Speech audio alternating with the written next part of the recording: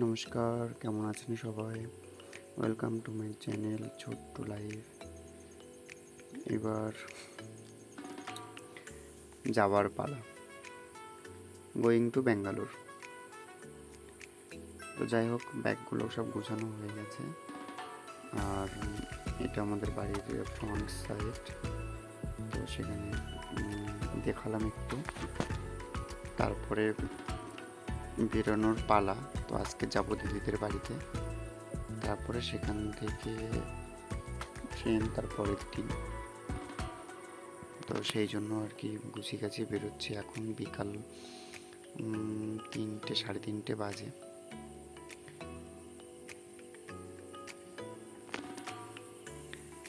আর ভিডিওগুলো কেমন লাগছে কেউ তো কোনো কমেন্টই করছো না, শুধু শুধু লাইক করছো।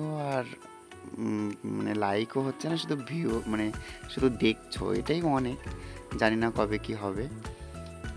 যাই হোক, তো মোটামুটি 2টো ব্যাগই হলো, আর একটা ব্যাগ পিসিদের, সেই জন্য। তো সেখান থেকে বেরিয়ে টোটো ধরলাম, বাড়ি থেকে বেরিয়ে টোটোতে করে যাবো একটা জায়গাতে যার নাম গোসবা। তো সেখান থেকে গিয়ে নৌকা বের হতে হবে। তো এই টোটোতে বসে আছি, টোটো ড্রাইভার চালাচ্ছে, আর পাশেও একটা দাদু বসেছিল। যাই হোক, 3-4 জন মিলে যাচ্ছিলাম, আর আমি মোটামুটি একাই আছি। এবার টোটো থেকে নেমে হেঁটে যেতে হবে, 4-5 মিনিট মতো লাগে হেঁটে। তো এটা হচ্ছে বাজারের মধ্যে ঢুকছি, গোসবা বাজার, অনেকে নাম শুনেছেন। তো সেখান দিয়েই যাচ্ছি আর কি ভিতরে। মনে হয় এদিকে বর্ষা হয়েছিল, কিন্তু আমাদের এদিকে হয়নি বৃষ্টিটা, এখানেই মনে হয় হয়েছিল, যার জন্য একটু জল জমে আছে। তো সেখানে এবার একটা ছোট্ট ব্রিজ মতো ছিল, সেখান থেকে গেলাম। এবার নৌকাতে উঠলাম, নৌকা মোটামুটি ছেড়ে দিয়েছে, এখন আমরা নদীর মাঝখানে। এটা গোসবা নদী, আমি ঠিক জানি না এই নদীটার নাম কি, হবে গোসবা নদী হবে। আর এইখানে কিন্তু 4টে নদী একটা জায়গাতে মিলিত হয়েছে। এর আগে একটা ভিডিওতে আমি বলেছিলাম যে 3টে নদীর মুখ, আর এখানে কিন্তু 4টে নদীর মুখ। আমি ঠিকঠাক করে দেখাতে পারছিলাম না, কারণ আমি বসেছিলাম, আর প্রচণ্ড ঢেউ হচ্ছিল নদীতে দেখুন, আর প্রচুর লোকও ছিল নৌকাতে, সেই জন্য ভয়ে ভয়ে আর অতটা করতে পারিনি। যাই হোক, মোটামুটি প্রচুর বড় নদী, সেখান থেকে বেরোনোটা প্রচুর ভয়ের একটা ব্যাপার। অনেক নৌকা, অনেক ভটভটিও যাচ্ছিল। তো তারপর থেকে উঠলাম, উঠে এবার বাসে বসলাম। বাসটা মোটামুটি ছাড়বে বললো, 2-4 মিনিট পরেই ছাড়বে। হ্যাঁ, ছেড়েছিল 5-7 মিনিট পর। তো মোটামুটি একটা জায়গাতে এসে বসলাম। আর একটা কাণ্ড হয়েছে, সামনে একটা মহিলা বসে আছে।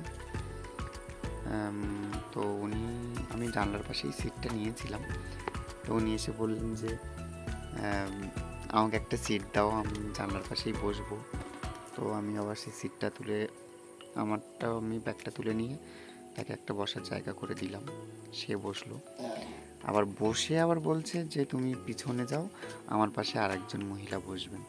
মানে আমি জায়গা করে একটা সিট দিলাম, তাতে তা হচ্ছে না, আবার আর একটা সিটও দিতে হবে।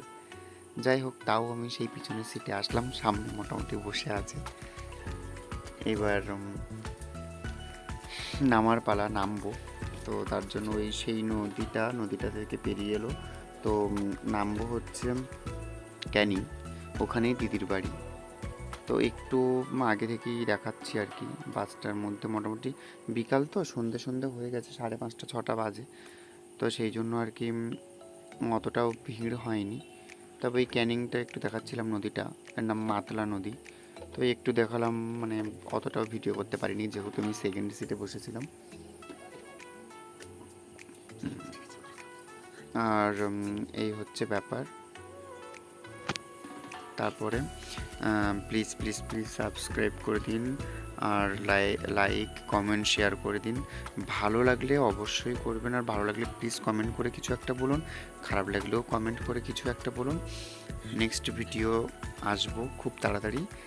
আর হচ্ছে এরপরে দিদিদের বাড়ি থেকে ব্যাঙ্গালোরে যাব, হাওড়াতে যাব, সেখান থেকে ট্রেনে উঠবো, পুরোপুরি ভিডিওটা দেখাবো। সেখান থেকে আমার হোস্টেলে যাব, সেখানেও পুরো ভিডিওটা দেখাবো। নতুন নতুন ভিডিও পেতে প্লিজ আমাকে সাপোর্ট করুন, না হলে কিন্তু ভিডিও দেবো না, ভিডিও ছাড়তে পারবো না যদি সাপোর্ট না করেন। আর প্রচুর আশীর্বাদ করুন যাতে বড় হই আর একটু মানে ভালোভাবে পড়াশোনাটা করে যেন কোনো একটা জব টবগুলো পাই, তার জন্য একটু গডের কাছে প্রে করো। আর এবার আমি যাচ্ছি পরীক্ষা দিতে, যেন পরীক্ষাটা ভালোভাবে হয় আর কি। যাই হোক, সেখানে গিয়ে দেখাবো। আমার এবছর পরীক্ষা পড়েছে ইস্ট পয়েন্ট মেডিকেল কলেজে, তো সেই মেডিকেল কলেজও দেখাবো ব্যাঙ্গালোরের। আর আমার কলেজ তো দেখাবোই, আর মেডিকেল কলেজটাও দেখাবো। তো ওটার নাম east point medical college and research centre. যাই হোক, ভালো থাকবেন, গুড নাইট।